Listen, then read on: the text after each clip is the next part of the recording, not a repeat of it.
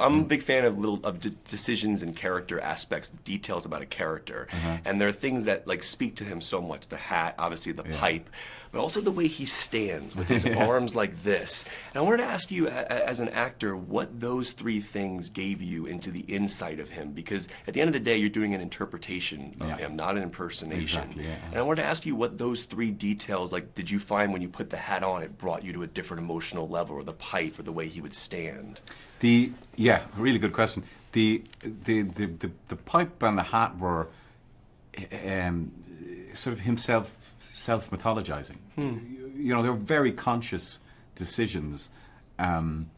So the hat, we were looking for the hat really early on in the camera tests. I remember we found one really quickly, and both myself and Chris kind of knew instantly that was the hat. And then with the hands on his sides, I saw a lot of photographs, because there's not that much candid footage of him. There's lots of footage of him like giving lectures and talking, but it's quite performative. But there's lots of footage, and he seemed to stand with one hand on the hip, one with the other hand on the hip. And there's a lot of pictures of him with Groves doing that, and I thought that's very interesting. That's his sort of default sort of physical stance, so I just used it. You know, these little things can be very helpful. Sometimes with characters, sometimes the superficial stuff can really help with the interior stuff. Yeah. The exterior stuff.